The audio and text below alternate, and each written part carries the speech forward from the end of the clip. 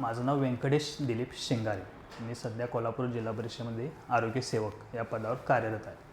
माझं इथंच शिक्षण म्हणजे इथंच मी क्लास वगैरे केलेला आणि इथल्या सरसेवा बॅचचा मला भरपूर फायदा झाला. आता आपण आजच्या लेक्चरमध्ये ग्रुप सीमध्ये आता आपण बघितलं असेल की ज्यावेळी नवीन जाहिरात किंवा ॲड काढली त्याच्यामध्ये तलाठी वगैरे नगरपरिषद हे सारखी पदं ग्रुप सीमध्ये त्यांनी ॲड केलेली आहेत. आपल्याकडे ग्रुप सीचा सिलेबस ऑलरेडीच होता, 2023ला त्यांनी रिवाईज केलेला. त्या ग्रुप सी सिलेबसमध्ये आता आपण ह्या लेक्चरमध्ये जॉग्राफी या विषयाबद्दल चर्चा करणार. मग जॉग्राफीचा सिलेबस आपण पहिल्यांदा बघू, त्यांनी जो दिलेला आहे तो या आयोगानं, आणि त्याच्यानंतर आपण त्याच्यासाठी तयारी कशा पद्धतीने करायला पाहिजे, काय अप्रोच पाहिजे आपला जॉग्राफी विषयासाठी, याच्याबद्दल आपण या लेक्चरमध्ये बघूया. सिलेबस बघितला आहे कोणी?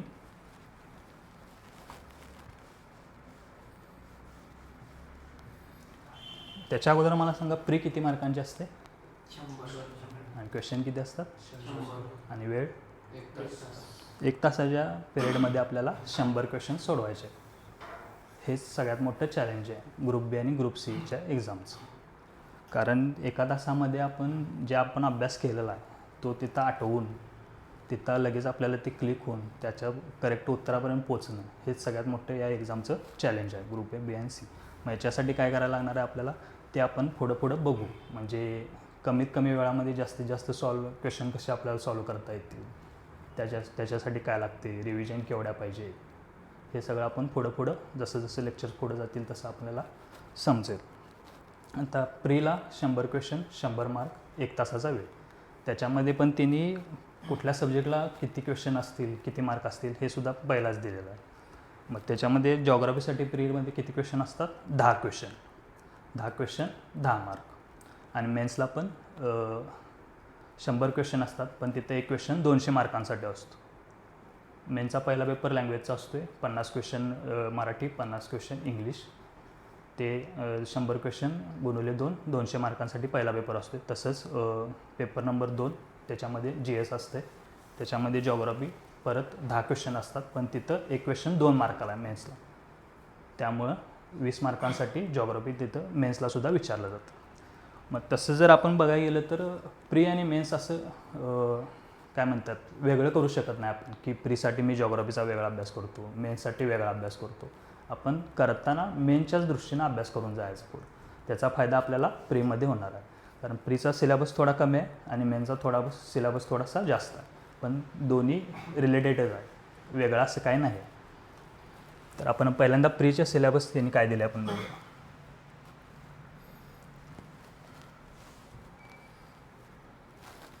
तर याच्यामध्ये बघितलं तर भूगोल, महाराष्ट्राच्या भूगोलाच्या विशेष अभ्यासासह पृथ्वी, जगातील विभाग, हवामान, अक्षांश आणि रेखांश, महाराष्ट्रातील जमिनीचे प्रकार, पर्जन्यमान, प्रमुख पिके, शहरे, नद्या, उद्योगधंदे इत्यादी.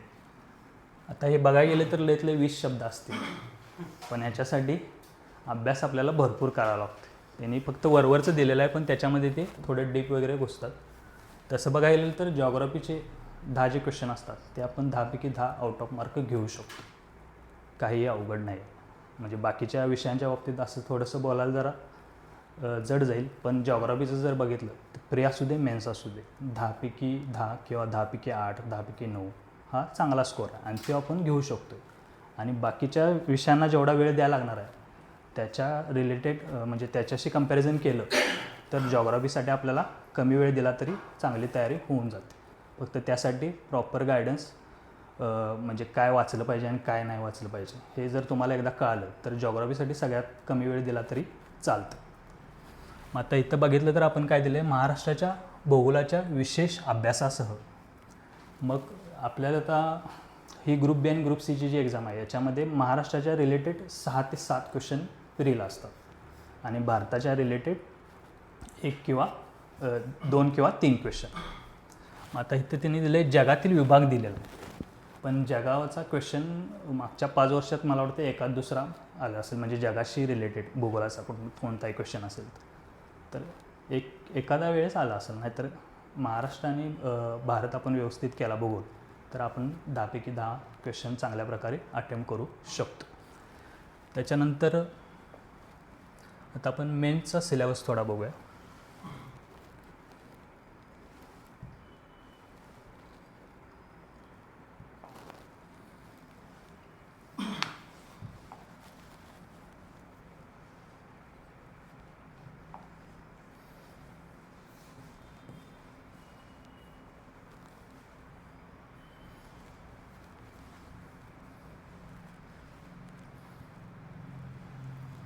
आता इथं थोडं डिटेल दिलं आहे बघा.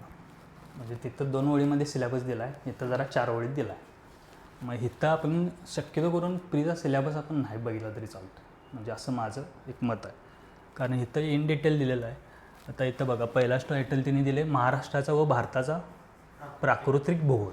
मग प्राकृतिकमध्ये काय ते कोण सांगू शकते मला? नद्या पर्वत नद्या, पर्वत, डोंगररांगा, म्हणजे फिजिकल एक प्रकारे दरी, त्याच्यामध्ये मग सगळ्या हवामान विभाग वगैरे हे सगळं त्याच्यामध्ये येते. मग आता हे पहिलं जे टायटल आहे ना, महाराष्ट्राचा व भारताचा प्राकृतिक भूगोल, याच्यावरच कोणत्याही एक्झामला 5 क्वेश्चन असतात. कारण ह्याच्या अंडर मी काय काय येतं आता तुम्हाला सांगितलं, नद्या, डोंगररांगा, दऱ्या, धबधबे, हवामान विभाग, या सगळ्या गोष्टी याच्या अंडर येतात. त्यामुळे ह्याच्यावरच 5 ते 6 क्वेश्चन असतात आणि बाकीचे उरलेले क्वेश्चन मग बाकीच्या खालच्या टॉपिक. त्यानंतर पुढचा टॉपिक आहे मुख्य प्राकृतिक फिजिओग्राफिक विभाग, हवामानशास्त्र, पर्जन्यमान, तापमान, पर्जन्यातील विभागवार बदल, नद्या, पर्वत, पठार, म्हणजे तेच तिने दिलेलं आहे खाली. विविध भूरूपे, राजकीय विभाग. आता हे थोडं वेगळं पडतं, म्हणजे हे प्रादेशिक विभाग. आता महाराष्ट्रामध्ये मग किती प्रशासकीय विभाग आहेत, त्या प्रशासकीय विभागामध्ये जिल्हे किती आहेत, प्रशासकीय विभागाचा सगळ्यात वरचा जिल्हा कोणता, सगळ्यात खालचा जिल्हा कोणता, किंवा एखादा जिल्हा देतील. आता मागं 2020 का 22ला क्वेश्चन आलेला की बीड जिल्ह्यातील सगळ्यात उत्तरेकडचा तालुका कोणता, आणि त्यानंतर 22ला क्वेश्चन आला की पुणे जिल्ह्यातील सर्वात दक्षिणेकडचा तालुका कोणता. मग ते जुन्नर वगैरे त्याचं उत्तर होतं. तुम्ही मागचे क्वेश्चन पेपर जर बघितले तर तुम्हाला समजून जाईल की कशा प्रकारचे याच्यावर क्वेश्चन विचारले जातं. किंवा क्षेत्रफळानुसार महाराष्ट्रातील पहिले 5 जिल्हे कोणते, म्हणजे त्यातले 4 देतात आणि त्यांचा योग्य क्रम लावा. क्षेत्रफळानुसार उतरता किंवा चढता क्रम लावा. क्षेत्रफळानुसार विभागांचा उतरता क्रम लावा किंवा चढता क्रम लावा. अशा प्रकारचे क्वेश्चन या प्रादेशिक विभागावर येतात. आणि म्हणजे 20च्या अगोदर कसं असायचं, जिल्ह्याचा जो नकाशा आहे, म्हणजे आता कोल्हापूर जिल्ह्याचा असा त्रिकोण आहे, असा डायरेक्ट नकाशा टाकायचा आणि हा कोणत्या जिल्ह्याचा नकाशा आहे, अशा टाईपचे पण क्वेश्चन यायचे. मग आता आपल्या ह्यामध्ये तलाठी वगैरे ॲड झाले, त्यामुळे ते पण ह्यावेळी येऊ शकतं. मग ते आपण कसं लक्षात ठेवायचं हे मी तुम्हाला घेईन, म्हणजे मॅपनुसार कसं काय करायचं. तशा टाईपचे एक प्रादेशिक विभागावर क्वेश्चन यायचे त्यावेळी. त्याच्यानंतर पुढचं आहे नैसर्गिक संपत्ती, वने व खनिजे, मानवी व सामाजिक भूगोल. आता नैसर्गिक संपत्ती, वने व खनिजे, आता हे टॉपिक पण महत्त्वाचं आहे. खनिजांवर प्रत्येक एक्झामला प्री असू दे मेन्स असू दे 1 किंवा 2 क्वेश्चन असतातच. आणि याच्यामध्ये कसं आता थोडं डीप जातात ते. म्हणजे आता चंद्रपूर जिल्ह्यातला एखादा तालुका देतील आणि हा तालुका कशासाठी प्रसिद्ध आहे, किंवा असं एखाद्या वेळेस विचारतील की क्रोमाइट हे खालीलपैकी कोणत्या तालुक्यात सापडते. म्हणजे आता जिल्हा झाले आहेत विचारून, त्यामुळे आता ते तालुक्यापर्यंत गेलेलं. म्हणजे कसं MPSC डीप चाललेलं आहे याच्या बाबतीत, हे सुद्धा आपण बघू. त्याचं ॲनालिसिस मी पण केलेलं आहे आणि तुम्हाला पण कसं करायचं हे मी सांगेन तुम्हाला. त्याच्यानंतर पुढचं आहे मानवी व सामाजिक भूगोल. आता मानवी व सामाजिक भूगोल याच्यामध्ये काय येणार आहे, वसाहती कशा पद्धतीने स्थापन होतात, केंद्रित वसाहती कोणत्या, रेषीय वसाहती कुठं असतात, म्हणजे नदीला लागून ज्या वसाहती असतात त्या रेषीय असतात. एखादं काय म्हणतात कोणतं तरी हब असेल, म्हणजे उद्योगधंदे जिथं चांगल्या प्रकारे आहेत तिथं केंद्रित वसाहती असतात. अशा टाईपच्या क्वेश्चन्स त्याच्यामध्ये येतात. वर्तुळाकार वसाहती कुठं असतात, डोंगररांगावर कशा वसाहती असतात, ह्या सगळ्या त्या गोष्टी त्यामध्येच. त्याच्यानंतर आहे लोकसंख्येचे स्थानांतर. आत्ता काय झाले, लोकसंख्या 2011 झालेली जनगणना. मग त्याच्यावर विचारून त्या लोकसंख्येचा खीस पडला. कारण आता लोकसंख्या 21ला जनगणना जी 21ला होणार होती ती कोविडमुळे झालेली नाही आणि ती आत्ता चालू आहे तिची प्रोसेस. मग तुमच्यासाठी सगळ्यात महत्त्वाचं आता काय असणार आहे, आत्ता तुम्ही जर ह्या वर्षी जर तुमचं जर सगळं नाही झालं तर पुढच्या जनगणनेचा अभ्यास तुम्हाला पण करायला लागणार. म्हणजे ही जनगणना पण करायला लागणार आणि पुढची पण करायला लागणार. त्यात तुम्ही कन्फ्यूज होणार. आणि जी पोरं 4-5 वर्ष जे अभ्यास करायला आहेत, ज्यांनी ती 2011ची जनगणना व्यवस्थित करून ठेवली आहे, त्यांनी ह्या एक्झामला पास व्हायचं, नाहीतर मग हे 2 प्रश्न सोडून द्यायचं, असं टाईपचं होणार आहे. कारण आत्ता ट्रान्झिशन पिरियड आहे आपलं जनगणनेच्या बाबतीत. आणि जनगणनेच्या बाबतीत पण आत्ता 1-2 वर्ष मला वाटते 25मध्ये क्वेश्चन नाही आहे, पण त्याच्या अगोदर प्रत्येक एक्झामला 1 किंवा 2 क्वेश्चन आहेत. मग त्याच्यामध्ये काय विचारतात, लिंग गुणोत्तरानुसार पहिली 5 जी काही जिल्हे असतील, राज्य असतील, जिल्हे असतील, शक्यतो करून महाराष्ट्रावर विचारतात आणि विचारला तर जिल्ह्यावर एखादा. म्हणजे भारताच्या बाबतीत आपण थोडं वरवर बघायचं, पण महाराष्ट्रात घुसताना आपण पूर्ण जिल्हा तालुका वाईज घुसायचं. मग लिंग गुणोत्तर असेल, साक्षर दर असेल, परत लोकसंख्या घनता असेल. मग आता त्यांचं मग कसं घनता वगैरे हे विचारून आता 15-16 वर्ष झाली एकच जनगणना आहे. मग ते पहिलं 5 जिल्हे, शेवटचं 5 जिल्हे हे विचारून झालेलं. मग आता त्यांनी काय टाकतात, लोकसंख्या घनता टाकतात आणि जिल्हा इकडे टाकतात जोड्या लावायला. अशा टाईपचे क्वेश्चन आहेत. मग ते कसं लक्षात ठेवायचं ते आपण बघूया, काय प्रॉब्लेम नाही.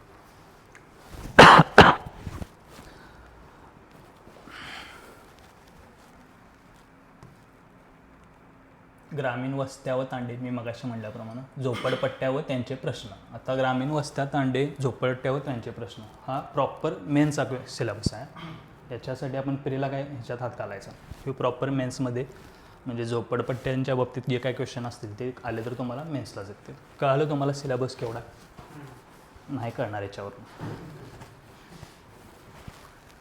म्हणजे ह्या 4 ओळीच आहेत, पण तसा भरपूर सिलेबस आहे.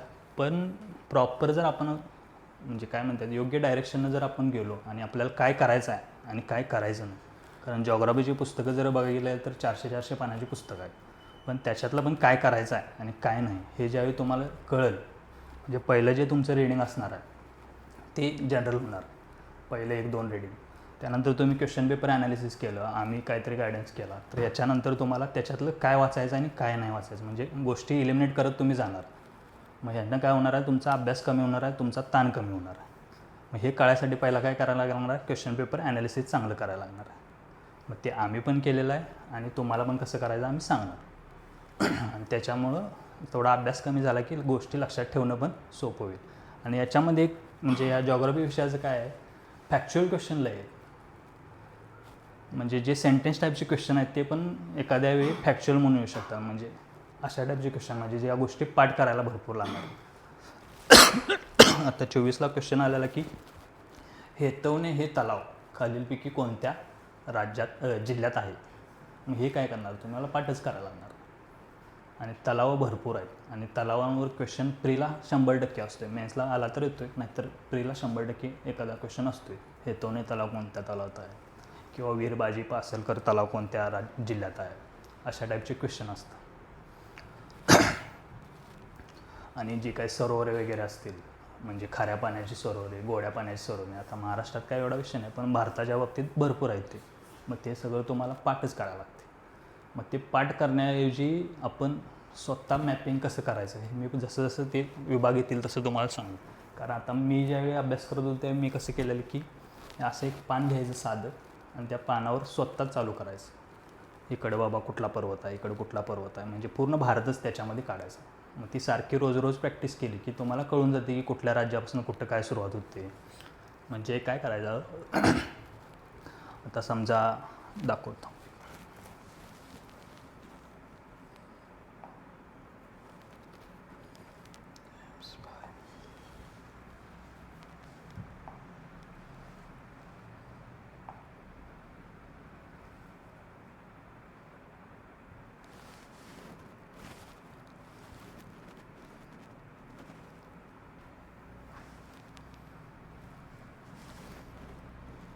काय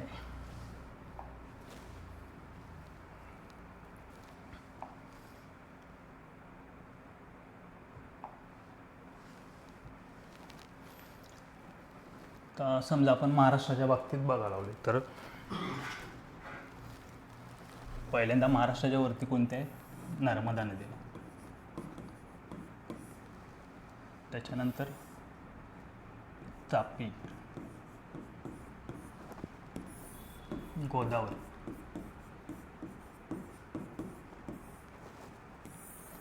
भीमा आणि कृष्ण. महाराष्ट्रातल्या ह्या 5 नद्या, हे 5 नद्या ठेवायला काय आपल्याला अवघड नाही. मग याच्यामध्ये इथं सातपुडा पर्वत राहणार, इथं सातमाळा आणि अजिंठा पर्वत राहणार, इथं हरिश्चंद्र बालाघाट,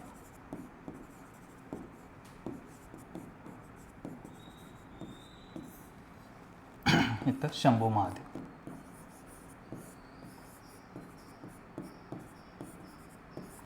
आणि इकडे सह्याद्री.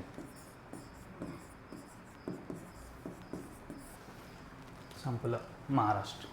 महत्त्वाच्या डोंगररांगा, महत्त्वाच्या नद्या. मग याच्यात पुढे ज्या उपनद्या वगैरे याचं जे काही डोंगररांगांचं टेकड्या वगैरे आहेत हे आपण ज्या त्यावेळी बघायचं. म्हणजे अशा टाईपचं सगळं आपण जर भारत करून ठेवला तर आपल्यासाठी लक्षात ठेवणं बी सोपं जाते.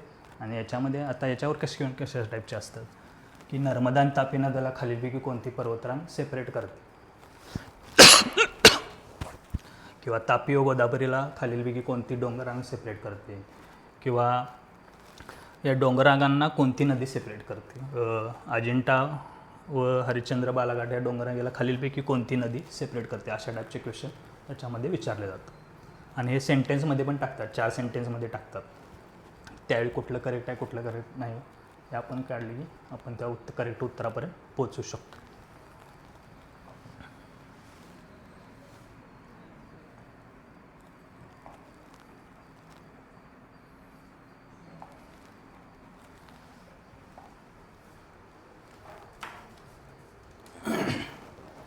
तर मी मगाशी म्हटल्याप्रमाणे महाराष्ट्रावर 6 ते 7 क्वेश्चन असतात आणि भारताच्या भूगोलवर किती 3 ते 4 क्वेश्चन असतात. मग आता आपण करताना कसं करायचा अभ्यास, भारताचा जो एखादा टॉपिक आपण बघणार आहे तोच टॉपिक आपण महाराष्ट्राचा बघितलं तर आपल्याला अभ्यास करायला पण सोपं जातं. म्हणजे हे एक माझं वैयक्तिक मत म्हणतो. जसं तुम्हाला जसं वाटेल तसं तुम्ही नंतर करू शकता. कारण भारताचा फिजिकल जॉग्राफी आपण बघितला पूर्णपणे तर लगेच मग महाराष्ट्राचा त्यातच आहे. म्हणजे त्याच्यापेक्षा वेगळा असता तर एखाद्या वेळेस नंतर केलं तरी चालू होतं. पण भारताचा फिजिकल झाल्यानंतर महाराष्ट्रात फिजिकल पण त्यातच, म्हणजे भारताचाच पार्ट महाराष्ट्र आहे. त्यामुळे त्या गोष्टी करून टाकायच्या लगेच. त्याच्यानंतर आपण क्वेश्चन्स जर बघितलं, क्वेश्चन म्हणजे कुठल्या ह्याच्यावर किती क्वेश्चन येतात. जसं मी मगाशी म्हटलं की फिजिकल जॉग्राफीवर 5 ते 6 क्वेश्चन असतात. मग त्याच्यामध्ये काय काय म्हटलं, नद्या, सरोवरे, डोंगररांगा, नद्या, सरोवरे, डोंगररांगा ह्याच्यावर, किंवा कोणत्या नदीची कोणती उपनदी आहे, अशा टाईपचे क्वेश्चन त्याच्यावर येतात. म्हणजे प्राकृतिक भूगोलवर 5 ते 6 क्वेश्चन असतात. त्याच्यानंतर पुढं जर 2 ते 3 क्वेश्चन बघितलं तर आर्थिक भूगोलवर असतात. आर्थिक भूगोलमध्ये काय ते मग खनिज संपत्ती, वसाहती या सगळ्या गोष्टी आर्थिक भूगोल. मग त्यामध्ये योजनासुद्धा येतात. म्हणजे आता सरकारची मत्स्य संपदा योजना जी 2025मध्ये लॉन्च झाली, तो क्वेश्चन मला वाटते ग्रुप सीच्या प्रीला क्वेश्चन आलेला 2025च्याच मत्स्य संपदा योजनेविषयी. त्याच्या आदल्या वर्षी जर बघितलं तर महाराष्ट्र सरकारचं जर इलेक्ट्रिक वाहन धोरण होतं त्याच्यामध्ये किती किलोमीटरवर इलेक्ट्रिक चार्जिंग स्टेशन्स महाराष्ट्र शासन उभारणार आहे, हे क्वेश्चन जॉग्राफीमध्ये आलेलं. मग त्याच्यामध्ये ऑप्शन होते 25 किलोमीटर, 40 किलोमीटर, 100 किलोमीटर, अशा टाईपचे क्वेश्चन असतात. वन लाईनर पण असतात आणि मल्टी सेंटेन्स पण असतात. योजना म्हटलं की शक्यतो थोडं मल्टी सेंटेन्स टाईपचे क्वेश्चन येतात. ती योजना कधी सुरू झाली, त्याचं उद्घाटन कोणी केलं, हे सगळ्या गोष्टी आपल्याला माहीत असाव्यात. तर जॉग्राफीशी रिलेटेड बघायला गेलं तर योजना कमी असतात, त्यामुळे ते आपल्याला लक्षात ठेवणं पण सोपं आहे. त्याच्यानंतर पुढचा पार्ट जर बघितला तर प्रादेशिक. म्हणजे प्रादेशिकमध्ये मी काय म्हटलं की महाराष्ट्राची सीमा कोणत्या कोणत्या राज्यांना लागून आहे. आता मध्य प्रदेशबरोबर कोणती 8 जिल्ह्यांना मध्य प्रदेशची सीमा लागून आहे, तर ती 8 जिल्हे कोणते ती क्रमानं लावा. किंवा मध्य प्रदेशची कोणत्या जिल्ह्याची सगळ्यात जास्त सीमा लागून आहे म्हणजे एरिया वाईज. तसंच मग खाली कर्नाटक आहे, कर्नाटकची 7 जिल्ह्यांबरोबर सीमा लागून आहे, तर ती 7 जिल्हे कोणतं माहीत पाहिजे. त्या 7 जिल्ह्यांमधली कोणत्या जिल्ह्याची सीमा सगळ्यात जास्त कर्नाटकला लागून आहे. परत एखाद्या जिल्ह्याची सीमा 2 राज्यांना लागून आहे. मग आता नांदेड बघायला गेलं तर कर्नाटकला पण लागून आहे आणि खाली तेलंगणाला पण लागून आहे. तसंच इकडे छत्तीसगड, गडचिरोली, छत्तीसगडला छत्तीसगड आणि मध्य प्रदेशला गडचिरोलीची सीमा लागून आहे. हां, सिंधुदुर्ग, कर्नाटक आणि गोवा, गुजरात, आपलं धुळे, या सगळ्या सीमा आपल्याला बघायला लागणार प्रॉपर. आणि तसंच भारताचं पण बघायला गेलं तर देशांची सीमा. कारण आत्ता जर बघायला गेलं तर मागच्या वेळी क्वेश्चन आलेलं की इकडे टक्केवारी दिलेली किती टक्के एरिया भारताचा कुठल्या देशांचा एरिया वाईज किती टक्के एरिया इकडं देश दिलेले, बांगलादेश, चीन, पाकिस्तान, आणि तिकडे त्यांची टक्केवारी म्हणजे किती टक्के एरिया यांनी कॅप्चर केलेला आहे सीमा भागावर. अशा टाईपचे क्वेश्चन प्रादेशिक विभागाच्या संबंधित येतं.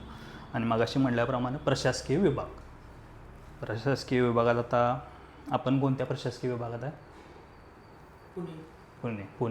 पुणे प्रशासकीय विभागामध्ये किती जिल्हे आहेत? 5. सातारा, सांगली, हम्म. कोल्हापूर, सोलापूर. मग असं सगळं तुम्हाला माहीत असलं पाहिजे. नागपूर प्रशासकीय विभागामध्ये किती आहेत? आता पुणे विभागाचे जिल्हा सांगितलं, तुम्ही तालुके सांगू शकता? मग आता जिल्हे बिल्ले हे विचारून झालं की केव्हापासून आयोग पेपर घ्यायला, मग ते आता घुसते. आता मागच्या वेळी क्वेश्चन आलेला की 1960ला महाराष्ट्रामध्ये किती तालुके होते? 1960ला. मग ते तशा टाईपचा क्वेश्चन म्हणजे आम्ही ज्यावेळी तयारी करत होतो त्यावेळी पहिल्यांदाच आलेला, त्यामुळे आम्ही त्यावेळी शॉक झालो होतो क्वेश्चन बघून. मग त्यावेळी 229 तालुके होते. आत्ता किती? 358. आत्ता करंटमध्ये काय वाढलं असेल तर बघायला लागतील, पण 358 तालुके. मग हे सगळं आपल्याला वेळच्या वेळी बघायला लागणार आहे. नगर परिषदा आत्ता कुठे स्थापन झाल्या, महानगरपालिका कुठे स्थापन झाली. ज्यावेळी महाराष्ट्र 1 मे 1960ला अस्तित्वाला आलेलं, त्यावेळी नगर परिषदा किती होत्या, गावं किती होती, तालुके किती होती, राज्य किती होती. जसं देशाच्या बाबतीत बघायला गेलं तर देशाच्या बाबतीत झालं राज्य, जिल्हे किती होती महाराष्ट्राच्या बाबतीत. मग 1980पासून आपल्या महाराष्ट्रात जिल्हे नवीन लागू चालू झाल्या. गडचिरोली, लातूर हे जिल्हे पहिल्यांदा दुसऱ्या राज्यातून फुटून नवीन तयार झाले. अशा टाईपचे क्वेश्चन बऱ्यापैकी असतात. मग त्याची तारीखनुसार माहिती आपल्याला लागणार. म्हणजे 15 ऑगस्ट 1982ला कोणता जिल्हा झाला आहे, किंवा लातूर जिल्हा खालीलपैकी कोणत्या दिवशी उस्मानाबाद जिल्ह्यातून सेपरेट झाला. अशा टाईपचे क्वेश्चन हे आपल्याला प्रादेशिक विभागामध्ये बऱ्यापैकी विचारले जातात. त्याच्यानंतर पुढचं हवामान विभाग. हवामान विभाग तसं प्राकृतिक विभागामध्येच येते, पण जे काही संशोधक किंवा शास्त्रज्ञ होते त्यावेळी त्यांनी काय केलेलं आहे, विभागात हवामानाचे विभाग काढलेले आहेत. ते कोणी 8 काढले, कोणी 9 काढले, कोणी 4 केले. हे भारताचं. आणि महाराष्ट्राचं 3 विभाग आहेत हवामान विभाग. ते सिम्पल आहे एकदम, म्हणजे ते मी तुम्हाला घेऊन व्यवस्थित त्याच्यावर सिम्पल क्वेश्चन येतं. बाकी कोणाला काय अडचणी असल्याबद्दल काय किंवा काय शंका, कसं काय करायचं? म्हणजे महाराष्ट्राच्याच भूमीवर जास्त कॉन्सन्ट्रेट करायला पाहिजे. हां, आणि भारताचा भूगोल तसा वरवरचा आहे तो. म्हणजे ज्या आम्ही नोट्स देतोय त्याच्यावर तुम्ही रिलाय होऊ शकताय पूर्णपणे भारताच्या बाबतीत. महाराष्ट्राचं थोडं जरा डीप गेलं. हां, आणि तसं पण ते डीप नाही, म्हणजे कोणत्या गोष्टीत डीप जायचं. आता मी मगाशी म्हटल्याप्रमाणे नद्या वगैरे हे झालेलं आहे बऱ्यापैकी विचार. तिने आता काय करतात, बिंदुसरा ही उपनदी कोणत्या नदीची उपनदी आहे. मग इकडे 4 नद्या देतात, उपनद्या देतात, आणि त्यांच्या मेन नद्या देतात. अशा टाईपचे क्वेश्चन येतात. मग त्या उपनद्या असतील त्या पण कसं आपण मगाशी मी डायग्राम दाखवले तसंच अशी पण एखादी नदी काढायची, इकडे ही नदी आल्या, तिकडे ती नदी आल्या, हे आपल्याला प्रॅक्टिस केलं तर ते लक्षात येऊन जातं. म्हणजे आपलं काम पेन आणि कागद, रफ पेपर ह्याच्यावर तुम्ही जेवढी प्रॅक्टिस कराल तेवढा भारताचा आणि महाराष्ट्राचा भूगोल प्राकृतिक होऊन जातो.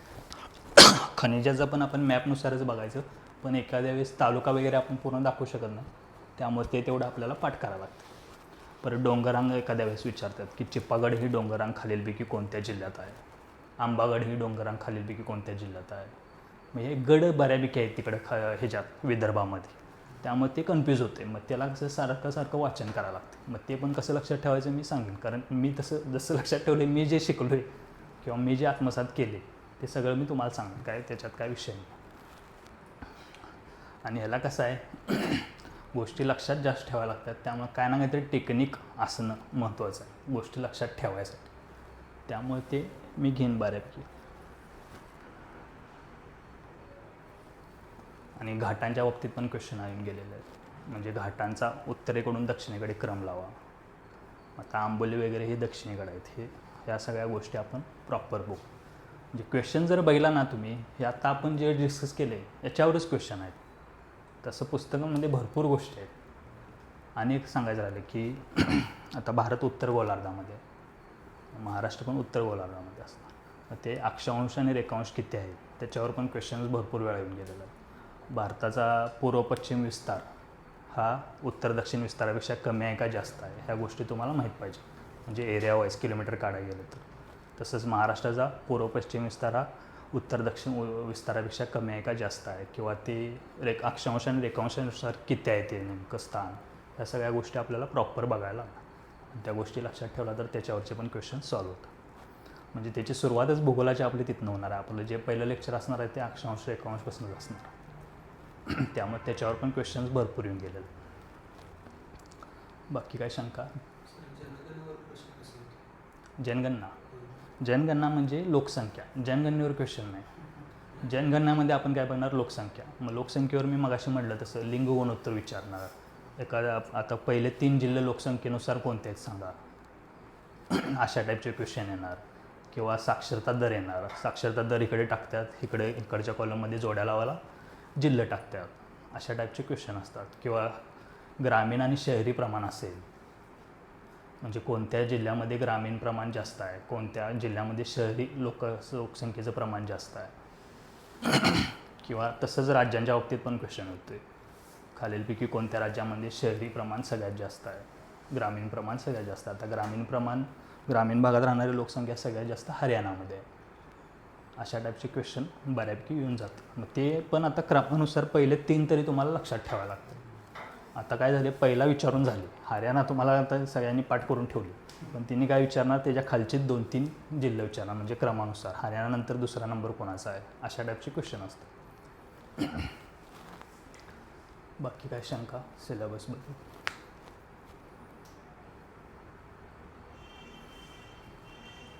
काय कसं करायला पाहिजे, काय असं काय वाटते काय?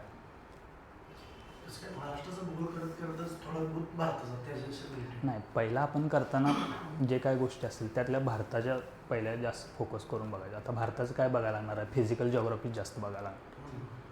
फिजिकल जिओग्राफी ज्यावेळी भारत बघणार त्याचवेळी भारताचाच पार्ट महाराष्ट्र आहे, त्यामध्ये येतेच. म्हणजे मी घेताना पण तुम्हाला ती आयडिया येत जाईल. म्हणजे ज्यावेळी मी लेक्चर घेईन ना त्यावेळी मी घेताना तसंच घेणार. मग फिजिकल जिओग्राफीवर जास्त करून भारताच्या क्वेश्चन येतात. आणि दुसरं कशावर येणार? आर्थिक भूगोल. आर्थिकमध्ये काय येते? खनिज येतात. परत काय येणार? Natural gas resources, steel plant वगैरे हे असलं. हे जे काय नवीन आहे म्हणजे हे करंट रिलेटेड पण आहे. एखादा समजा नॅचरल गॅस रिसोर्स कुठं तर सापडला आहे किंवा एखादं खनिज एखाद्या राज्यामध्ये सापडलेलं आहे, तर ते प्रॉपर कुठं सापडले, त्या गावाच्या नावासकट आपल्याला माहीत पाहिजे. त्याच्यावर क्वेश्चन येतं. मग ते तेवढंच भारताचं. बाकी भारताचं मग लोकसंख्या घेते तेवढंच. बाकी मग ह्या हवामान आहे ना, ते शक्यतो करून आपल्या इथलंच. महाराष्ट्रावर भरपूर फोकस आहे, कारण आपण ग्रुप बी आणि ग्रुप सीची एक्झाम बघते. जर राज्यसेवा म्हटलं तर जगाचा आणि भारताचा भूगोलवर क्वेश्चन भरपूर असतात. महाराष्ट्रावर 2-3 असतात, पण आता बी आणि सी असल्यामुळं. आणि आता अगोदर कसं असायचं, सीमध्ये पदं वेगळी होती. मग त्या पदांमध्ये हे तलाठी म्हणजे सरसेवेची पदं पण ॲड झालेली आहेत. त्याच्यामुळं मागच्या जो एक्झाम होता त्याच्यापेक्षा थोडी सोपीसुद्धा क्वेश्चन येऊ शकतात. म्हणजे ती काय कोणी गॅरंटीनं सांगू शकत नाही. म्हणजे आता मी म्हटलं तसं की 2020च्या अगोदर आता महाराष्ट्राचा जे नकाशामध्ये जर बघितलं तर कोल्हापूर जिल्ह्याचा असा त्रिकोण देतात आकार, आणि तो आकार कोणत्या जिल्ह्याचा, म्हणजे अशा टाईपचे क्वेश्चनसुद्धा येऊ शकतात. किंवा कोल्हापूर जिल्ह्यातील सगळ्यात उत्तरेकडचा तालुका कोणता, दक्षिणेकडचा तालुका कोणता, अशा टाईपचे क्वेश्चनसुद्धा येऊ शकतात. त्यामुळे ते सुद्धा आपल्याला बघायला. डोंगररांगा, उत्तरेकडून दक्षिणेकडे क्रम लावा. आता गडचिरोलीमध्ये डोंगररांगा भरपूर आहेत. किंवा पुणे जिल्हा म्हणजे फेमस आहे, तर पुणे जिल्ह्यामधल्या डोंगररांगा उत्तरेकडून दक्षिणेकडे क्रम लावा. भारताच्या सगळ्यात उत्तरेकडून दक्षिणेकडच्या डोंगररांगांचा क्रम लावा. लडाख, झास्कर, काराकोरम, याचा उत्तरेकडून दक्षिणेकडे क्रम माहीत असला पाहिजे. म्हणूनच मी काय म्हटलं तुम्हाला, एक पेन आपला फिजिकल जिओग्राफी आपल्या एका पेजवर पूर्ण भारत बसला पाहिजे, अशा प्रकारे आपण तयारी करायची. मग फिजिकल जिओग्राफी एकदा व्यवस्थित झाली की 5 ते 6 मार्क हातात असतात. बाकीच्या थोड्या गोष्टी पाठांतराच्या आहेत. घाट वगैरे कुठं आहेत, काय आहे, खनिज समृद्धी, खनिज संपत्ती जी काय असेल ती, या टाईपचे क्वेश्चन आपण चांगल्या पद्धतीने टॅकल करू शकतो. आणि बाकीच्या विषयांपेक्षा जिओग्राफीला कमी वेळ लागतो अभ्यास करायला, कारण ह्याच गोष्टी लक्षात ठेवायच्या. कुठल्या तालुक्यात कुठलं काय आहे, कुठली नदी कोणाची उपनदी आहे, डोंगररांगांचा क्रम, उत्तरेकडनं दक्षिणेकडचा, लोकसंख्या, एवढ्याच बेसिक गोष्टी आहेत. काय शंका?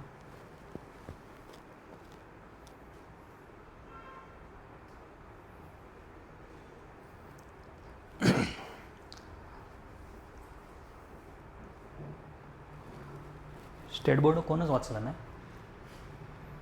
आणि MPSCला स्टेट बोर्ड खूप भरपूर महत्त्वाचा आहे हिस्ट्री अँड जॉग्राफीसाठी आणि सायन्ससाठी. बाकीच्या विषयात त्यांचं त्यांनी बोलतील, पण जॉग्राफीसाठी भरपूर महत्त्वाचं आहे. 6वी ते 10वीपर्यंतचं पुस्तक तुम्हाला पाठ असलं पाहिजे असं म्हणजे व्यवस्थित त्याचा अभ्यास करा 6वी ते 10वी. आता तुम्ही इथं कुठेतरी जुनी पुस्तकं मिळतात, तिथनं जाताना तुम्ही 6वी आणि 10वीची भूगोलाची पुस्तकं घेऊनच जा. आणि स्टेट बोर्ड वाचल्याशिवाय तुम्हाला अभ्यास नेमका काय करायचा आहे म्हणजे त्याचा एक हे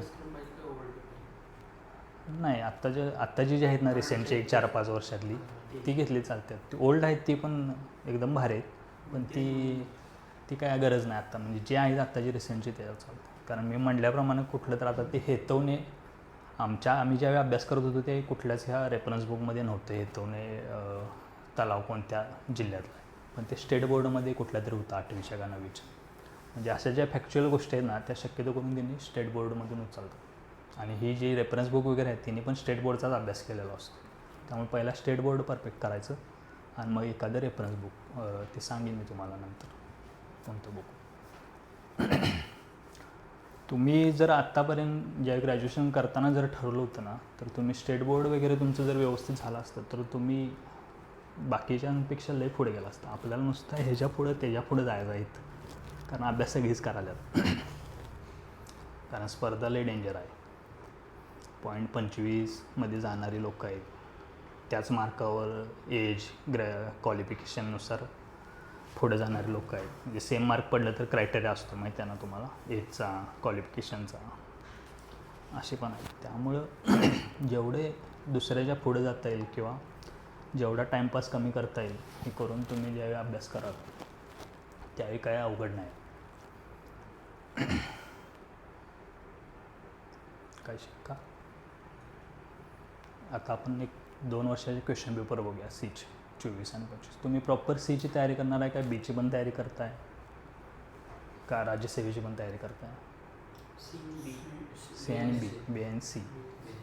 सिलेबस दोन्हीचा सेमच आहे म्हणून मी आता सीचं एक्झाम आल्या म्हणून सीचं बोलालो. नाहीतर बी आणि सीला काही वेगळा काही गोष्टी करायला लागत नाही, सेमच आहेत सगळ्या. आत्ता जर एक्झाम झाली तर कळेल जर काय करायला लागलं तर त्यावेळी आपण बघू बीसाठी. पण आत्ता तरी सिलेबस सेमच आहे बी आणि सीचं. आत्ता बीची एक्झाम कोणी दिलेली? बाकी तुम्ही दिलेलं ना. आणि एक्झामचं फॉर्म भरत चला, कारण तिथला जो एक्सपिरियन्स आहे ना ती कुठंच आपल्याला भेटत नाही. कारण आपल्याला एका तासात 100 प्रश्न सोडवायचे. नाहीतर माझा अभ्यास झाला नाही, मी फॉर्म भरत नाही, अशा चुका शक्यतो टाळ. कारण तिथलं वातावरण खलास असतं. तिथला 1 तास म्हणजे 5च मिनिट वाटतात. बेल वाजल्या वाटते 5 मिनिट झाले असं होतं. कारण आपण त्याला 100 प्रश्न सोडवायचे असतात, त्यात मॅथ्स रिझनिंगची 20 किंवा 22 क्वेश्चन आहेत. मेन्सला 22, याला प्रीला 20 असं आहे. त्यामुळे एका तासात 100 प्रश्न टॅकल करायचे असतील तर आपल्याला प्रॅक्टिस पण लय गरजेची. त्यामुळे जास्तीत जास्त पेपर सॉल्विंग पण आपण इथं बऱ्यापैकी करून घेऊया. त्यामुळं आयोगाच्या ह्याला पण जे काही पेपर असतील आता आधीमध्ये कुठले ते पण फॉर्म भरत चाला. आत्ता का भरला नाही तुम्ही? बीचा आत्ताच झाले ना एक्झाम 14 जूनला. आणि लास्ट इयर असलं तरी देता येते ना त्यांना. एक्सपिरियन्स घ्यायचा, ते एक्सपिरियन्स खाल्ला असतो. पहिल्या वेळी बिन अभ्यास करता गेल्यावर असं वाटते की काय सोपंच आहे, 1 लाईनर क्वेश्चन. अभ्यास करायला वाटते की हे किती अवघड आहे. कारण ते कसं बघितलं वाटत असते हे काय 1 लाईनर कुठं आहे माहीत झालं तर, पण ते पुस्तकात हुडकायलाच वेळ जातो. हे क्वेश्चन कशातला आलेला आहे बाबा, तेवढा आपला अभ्यास झाला पाहिजे. आणि स्टेट बोर्ड भरपूर महत्त्वाचे. तुम्ही स्टेट बोर्ड घ्या माझं तर मत आहे. आणि नंतर कोणतेही गाईड किंवा रेफरन्स बुक. आता मी तुम्हाला सजेस्ट करेन सौदी सरांचं भारताचा भूगोल आणि महाराष्ट्राचा भूगोल असं पुस्तक आहे. सौदी सर म्हणजे टॉप. आत्ता भरपूर मार्केटमध्ये गाईड आलं, ते तुम्हाला कसं योग्य वाटेल तसं वापरू शकता. पण मी तर तुम्हाला रेफर करेन सौदी सरांचं बुक. आणि बाकी ज्या नोट्स वगैरे असतील त्या इथून आपण पुरवूच. पण तुम्हाला एक आयडिया येण्यासाठी एखादं रेफरन्स बुक वाचणं गरजेचं आहे म्हणून मी तुम्हाला सौदी. आणि सगळ्यात पहिला स्टेट बोर्ड 2-2, 3-3 वेळा वाचून झाली पाहिजे. आणि त्याच्या अगोदर महत्त्वाचं काय, क्वेश्चन्स बघणे. म्हणजे क्वेश्चन्स बघितल्यावरच कळणार ना की पेपरला काय विचारायला आहे. नाहीतर एखाद्या वेळेस एखादा टॉपिक असतो त्याच्यावर 15 वर्षात क्वेश्चन आला नसते आणि उगाच आपण त्याच्यावर वेळ घालवत बसतो. याच्यासाठी क्वेश्चन पेपर ॲनालिसिस खूप गरजेचं आहे. हे आपण हो म्हणतो इथं, पण क्वेश्चन पेपर बघायचं टाळतो आहे आपण. आपल्याला एखादं पुस्तक वाचायला तर त्यात इंटरेस्ट वाटत जातो आहे आणि तेच वाचत बसतो. पण क्वेश्चन पेपर पहिला बघणं गरजेचं आहे. आयोगाला काय अपेक्षित आहे अभ्यास आपला हे एकदा कळालं की मग तुमचा वेळ वाचतो. तुमचा वेळ वाचल्यामुळे तुमचा अभ्यास म्हणजे जे काय अभ्यास जेवढा करायचा आहे त्याच्यापेक्षा थोडा कमी करायचा होतो आहे आणि त्यामुळे ते लक्षात ठेवणं सोपं जातं. यासाठी सगळ्यात महत्त्वाचं आहे क्वेश्चन पेपर ॲनालिसिस. आता आपण 2024 आणि 2025ला काय विचारलं बघूया.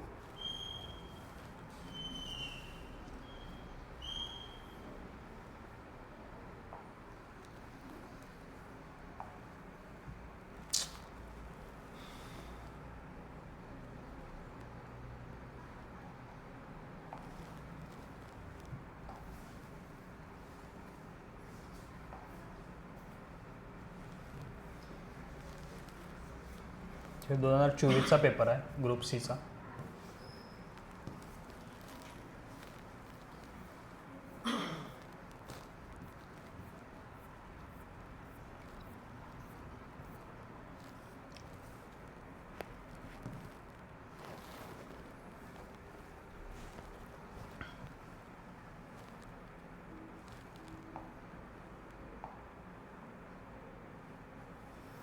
तर पहिला क्वेश्चन काय आहे बघा. खालील विधाने विचारात घ्या. आणि काय विचारलं आहे त्यांनी, आपण पेपर सॉल्व करतानाच ही सवय तुम्ही लावून घ्या पहिल्यापासूनच. 1 तास असतो आहे, आपली भरपूर गडबड होत्या आणि बरोबर विचारले का चूक विचारले आपण बघत नाही. आपल्या डोक्यात जे आहे ते घेतो आहे आणि आपण चुकीचं उत्तर सोडून येतो आहे. माहीत असो अशा चुका टाळायला शिका, कारण 1 तासाचाच वेळ आहे, लई गडबड होत्या पेपरला. त्याच्यामध्ये पहिलं सेंटेन्स काय दिले, महाराष्ट्राचा अक्षरवृत्तीय विस्तार रेखावृत्तीय विस्तारापेक्षा कमी आहे. एकदम सिंपल आहे, बेसिक. त्याच्यानंतर पुढचं सेंटेन्स आहे, महाराष्ट्र राज्यातून कर्कवृत्त जाते. आता पृथ्वीचे तीन जे मेन अक्षरवृत्त आहेत त्यामध्ये विषुववृत्त, कर्कवृत्त आणि मकरवृत्त. आता कर्कवृत्त भारतातून जाते पण ते महाराष्ट्रातून जात नाही. मग ती भारतातून जाते तर ती 8 राज्य कोणते, त्यांचा पूर्वेकडून पश्चिमेकडे आणि पश्चिमेकडून पूर्वेकडे हे क्रम तुम्हाला माहीत असला पाहिजे. म्हणजे ह्या एका सेंटेन्समुळे आपण किती टाईपचे क्वेश्चन सॉल्व करू शकतो बघा. ते उत्तरेकडून दक्षिणेकडे, पूर्वेकडून पश्चिमेकडे, पश्चिमेकडून दक्षिणेकडे, ते 8 राज्य कोणते, या सगळ्या गोष्टी याच्यामध्ये होऊन जातात. त्याच्यानंतर पुढचं सेंटेन्स आहे, महाराष्ट्राची पूर्व पश्चिम लांबी सुमारे 800 किमी आहे. त्याच्यानंतर पुढचं आहे, महाराष्ट्राचे क्षेत्रफळ 3,07,713. हां, ते आपण बघूया पुढं. फक्त क्वेश्चन कसे आल्यात बघूया. आता हे लई महत्त्वाचं आहे. हे असे जे आकडे आहेत की नाही, आता आयोग डीप चालले म्हणजे हे असं डायरेक्ट आकडे विचारतं. एखाद्या वेळेस हे तुम्हाला पुढचं माहीत नाही, 3 लाख आहे माहिती आहे, वरवर बघायचं म्हटलं तर आपण 3 लाख बघतो, पण ह्यांनी पुढचं आता हे डीप चालल्यात, पूर्ण आकडा देतात आणि आत्ता ह्यांनी बरोबर दिला आहे. पण इथं समजा 3,05,14,64 अशा टाईपचे एखाद्या सेंटेन्स देतील आणि ते बरोबर आहे का नाही मग तुम्हाला हे माहीत आहे. 3,07,000 पुढचं पण माहीत पाहिजे. म्हणजे हेच भारताच्या बाबतीत झालं. अशा टाईपचे क्वेश्चन म्हणजे कोणतेही जे काही आकडे असतील किंवा लोकसंख्या म्हणा 11,23,00,000 पुढं काय आहे हे तुम्हाला माहीत पाहिजे. भारताची लोकसंख्या असेल त्याचा पूर्ण आकडा तुम्हाला माहीत पाहिजे. अशा टाईपचे क्वेश्चन याच्यामध्ये विचारले. आता हे सेंटेन्स आता हे रेखावृत्ती आणि अक्षरवृत्ताशी संबंधित हे सगळं आहे. म्हणजे त्यात काय अवघड आहे का तुम्हाला वाटते काय, एकदम सोपा क्वेश्चन आहे. फक्त त्याचा प्रॉपर आपला अभ्यास झाला पाहिजे. आता अक्षरवृत्तीय विस्तार रेखावृत्तीय विस्तारापेक्षा कमी आहे. हे पूर्व पश्चिम आणि उत्तर दक्षिण लांबी किती आहे हे जरी तुम्हाला माहीत असलं तरी हे सॉल्व करून जातं. कोण सांगू शकते याचं पहिलं सेंटेन्स, उत्तर दक्षिण लांबी किती आहे महाराष्ट्राची.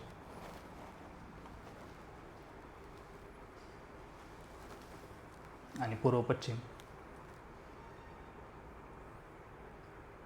म्हणजे दक्षिण जास्त आहे की, पण हे अक्षरवृत्त आणि रेखावृत्त लक्षात ठेवणं थोडंसं त्याला काय म्हणतात, जास्त वेळ द्यायला लागते त्याला. कितव्या अक्षरवृत्तापासून कितव्या अक्षरवृत्तापर्यंत महाराष्ट्र राज्याची सीमा आहे किंवा कोणत्या रेखावृत्तापासून कोणत्या रेखावृत्तापर्यंत महाराष्ट्राची सीमा आहे. टोटल 181 अक्षरवृत्त आहेत माहिती आहेत ना, ते आपण बघू पुढं. तसंच लक्षात ठेवण्यापेक्षा जर तुम्हाला किलोमीटरमध्ये उत्तर दक्षिण लांबी आणि पूर्व पश्चिम लांबी जर माहीत असेल तरी ते क्वेश्चन आपण चांगल्या प्रकारे टॅकल करू शकतो. त्यानंतर पुढचा क्वेश्चन बघूया.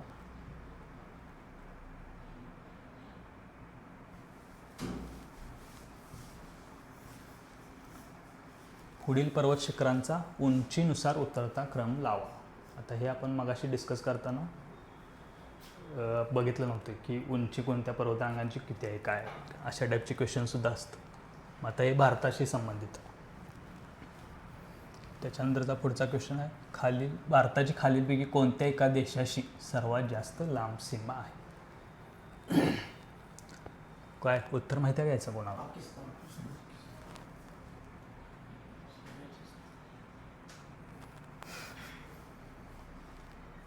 सॉरी, बांगलादेश. हे चुकू नका रे. त्याच्यानंतर पुढचा क्वेश्चन आहे. आता हे एकदम सिम्पल आहे. कोणत्या देशाशी जास्त? मी मगाशी म्हणल्याप्रमाणे इकडे टक्केवारी देतात, म्हणजे एरियाची टक्केवारी तिने काढलेली असते आणि इकडे देश देतात. ते थोडा अवघड टाईपचा क्वेश्चन झाला. किंवा क्रम देतात. बांगलादेश नंतर पाकिस्तान, पाकिस्तान नंतर चीन. म्हणजे उतरता क्रम लावा किंवा चढता क्रम लावा देशांशी सीमेच्या संबंधित. म्हणजे असा एक क्वेश्चन आपण बघितला. आता हे क्वेश्चन आपण बघितला आहे तर आपल्या मनात हे 3-4 क्वेश्चन तयार झाले पाहिजेत. जसं आता माझ्या मनात तयार झाले की बाबा सगळ्यात जास्त सीमा विचारलं आहे तिने, पण इकडे टक्केवारी पण देऊ शकतात, जोड्या लावायला क्वेश्चन येऊ शकतो किंवा सगळ्यात जास्तपासून सगळ्यात कमीपर्यंतचा किंवा सगळ्यात कमीपासून सगळ्यात जास्तपर्यंत अशा टाईपचे क्वेश्चनसुद्धा येऊ शकतात.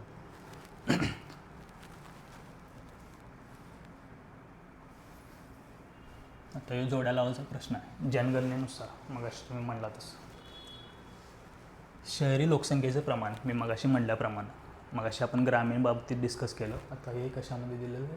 शहरी लोकसंख्येचं प्रमाण जिल्ह्यांनुसार दिलेलं आहे. तर हे थोडासा अवघड टाईपचा क्वेश्चन आहे. हे आपण कसं टॅकल करायचं ज्यावेळी आपण लोकसंख्या चॅप्टर बघू त्यावेळी आपण बघू.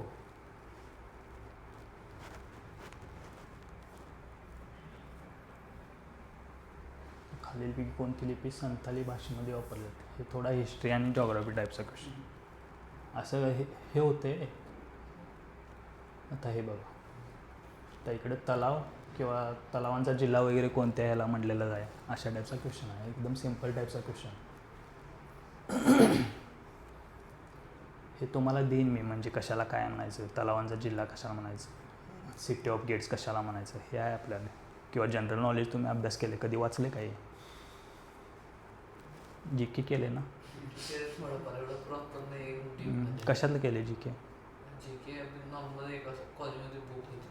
ते तात्याचा ठोकळा वगैरे असते त्याच्यामध्ये पण असते काय एवढा विषय. फॅक्च्युअल गोष्टी जिथनं घेता येतील तिथनं आपण घेतच राहायचं.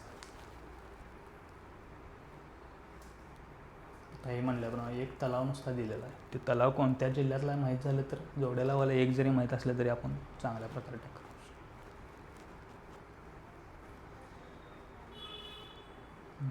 थोडा टफ आलेला आहे. खालील विधाने पहा. फॅमिन कमिशनच्या शिफारसीनुसार कृषी खात्याची स्थापना कधी झालेली आहे? किंवा नदी मंडळ वगैरे असतात त्याची स्थापना कधी झालेलं आहे हे आपल्याला माहीत पाहिजे. कृष्णा खोरे विकास प्रकल्प कधी चालू झाला आहे? डॅमची स्थापना कधी आहे? कोयना डॅमची स्थापना कधी झालेलं आहे? किंवा कोयना डॅम म्हणजे जे पहिले 5 डॅम आहेत काय म्हणतात क्षमतानुसार त्याचं पण आपल्याला माहीत लागणार. कोयना, उजनी वगैरे आहे. हे सगळं आपल्याला इन डिटेलमध्ये बघावं.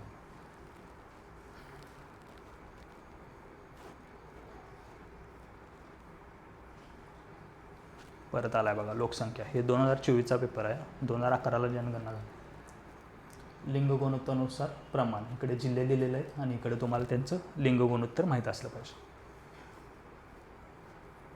लोकसंख्येचं थेरॉटिकल काय त्यांनी विचारले आहे सगळं फॅक्च्युअल आहे. फक्त आकडं माहीत पाहिजे आणि तेच सगळ्यात अवघड आहे.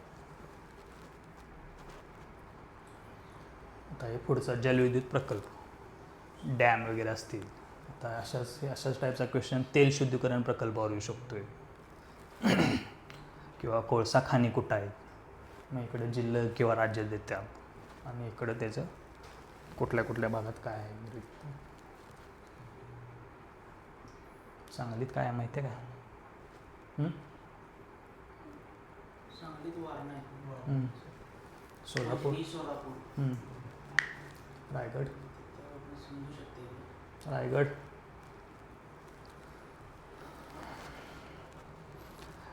आणि याच्यात पण बघताना आपण कोकणातले विशेष महत्त्वानं बघायचं.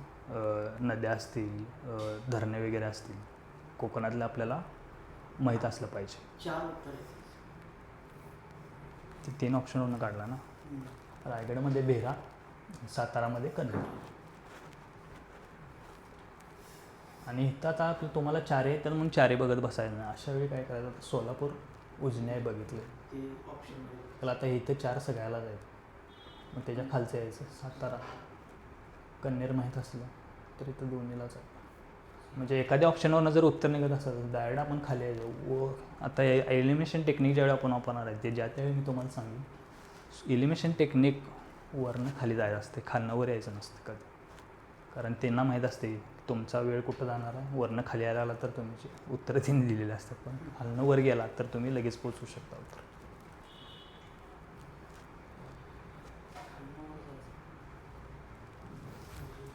आता हे आर्थिक भूगोलाचा प्रश्न आहे. मासेमारी बंदर म्हणजे थोडक्यात मच्छी बाजार असतो तिथला. तर दाभोळ कुठं आहे? माहीम तर माहीत आहे तुम्हाला. दाभोळ, रत्नागिरी, विजयदुर्ग, सिंधुदुर्ग, दोन्ही किल्ले लागूनच आहेत. एक येतं बघितलं. आता याच्यामध्ये सेंटेन्स टाईपचा क्वेश्चन बघायला गेलं तर किती आहेत? जोड्यालावर 3 क्वेश्चन आहेत. सेंटेन्स म्हणजे असं, म्हणजे याला थोडा वेळ लागू शकतो. 1,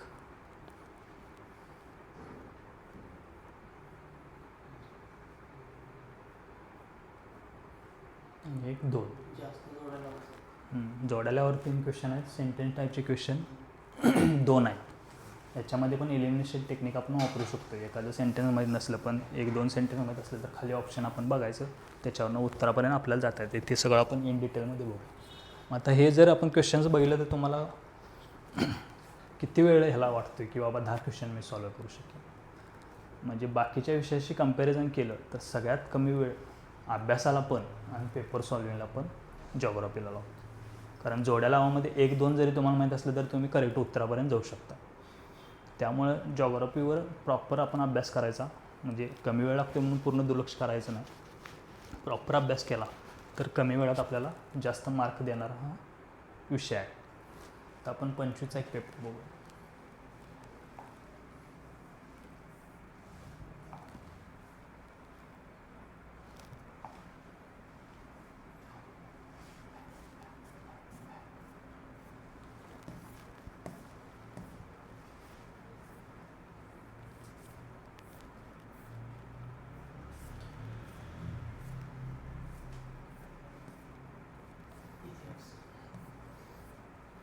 इतिहासचं लेक्चर झाले काय तर?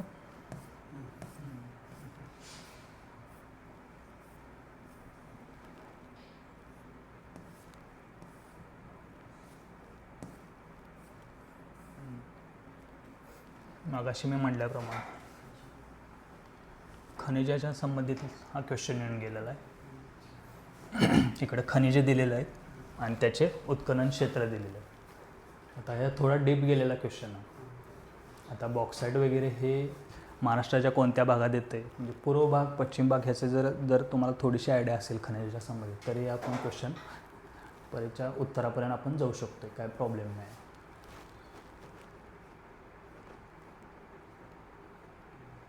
मगाशी म्हटल्याप्रमाणे प्रधानमंत्री मत्स्य संपदा योजना 2025ला जो ओपनिंग झालेला आहे त्यामुळे हा क्वेश्चन आलेला आहे. काय विचारले खालील की कोणते प्रधानमंत्री मत्स्य संपदा योजना 2025चे उद्दिष्ट नाही.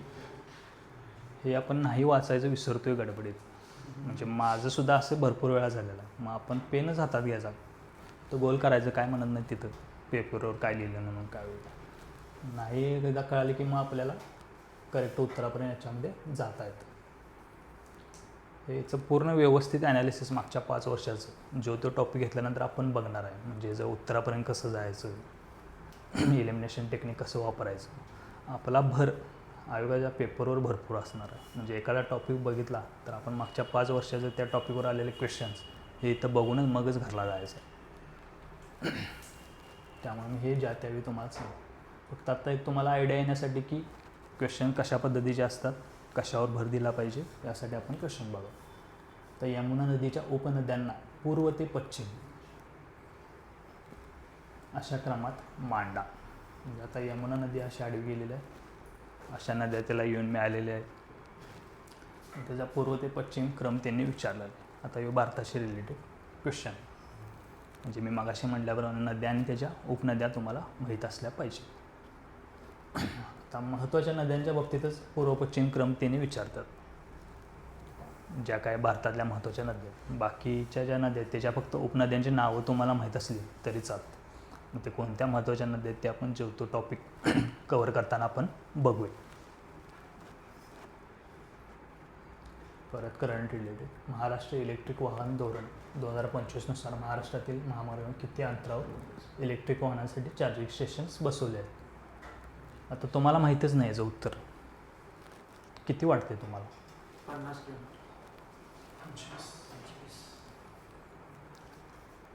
आता इलेक्ट्रिक स्टेशन्स उभारणार आहेत, मग लोकांच्या सोयीसाठी हे चालू आहे.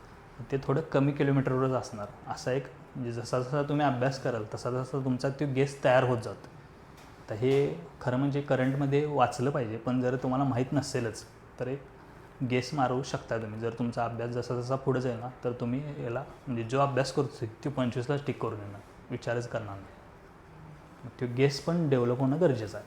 त्या पुढे जसा जसा अभ्यास करशील ना तुम्ही लक्ष. आता हे मी मगाशी म्हटल्याप्रमाणे हवामान विभाग त्याच्यावरचा हा क्वेश्चन आहे. कोपेन यांनी केलेल्या हवामान वर्गीकरणानुसार भारताच्या पश्चिम किनारी प्रदेशात कोणत्या प्रकारचे हवामान आढळते हे असं त्याने कोड दिलेले आहे. ते कोडला आता हे AMW याचं उत्तर आहे. कमी कोरड्या हिवाळ्यासह मान्सून प्रकार. पश्चिम भारतामध्ये मान्सूनचा प्रकार आढळून येतो. असे वेगवेगळे आहे ते 8 का 9 विभाग आहेत. ते आपण ज्या त्यावेळी शिकणार त्यावेळी आपण बघू. आणि अशा टाईपचेच क्वेश्चन असतात. हे दिलेलं असते किंवा भारताचा नकाशा देतात, ह्या भागात कोणत्या टाईपचा हवामान प्रकार आढळून येतो, अशा टाईपचे क्वेश्चन याच्यामध्ये विचारले जातात. हे एकदम सोप्या करून घेऊया.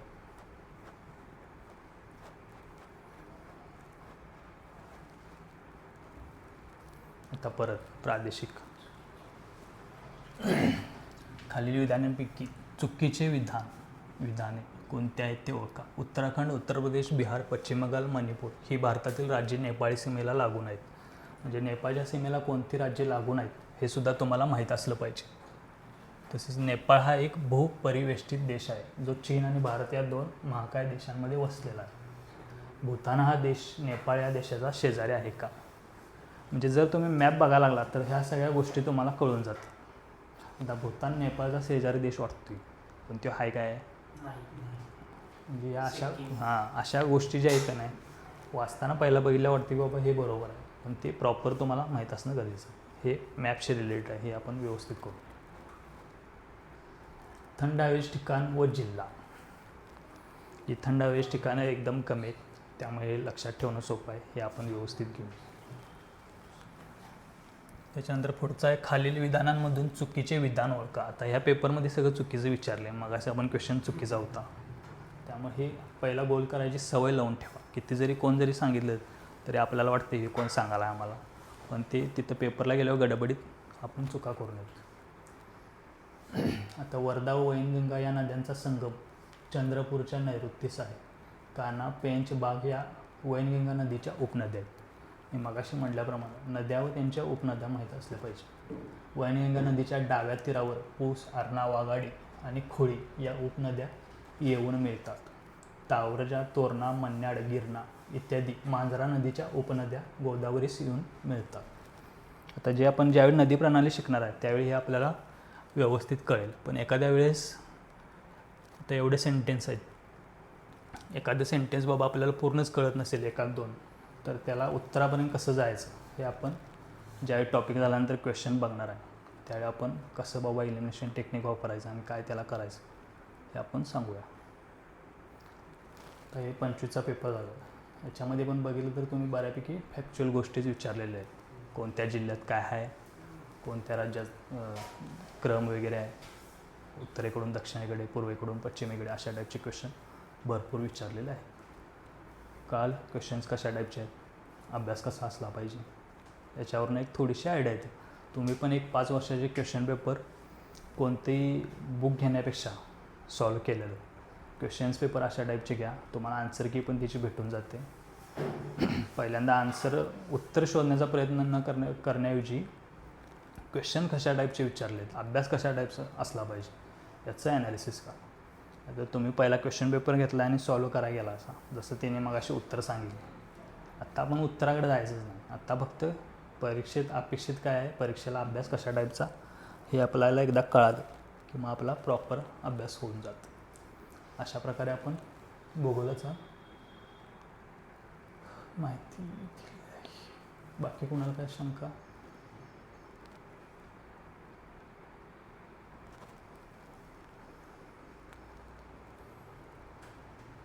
काही शंका नाही?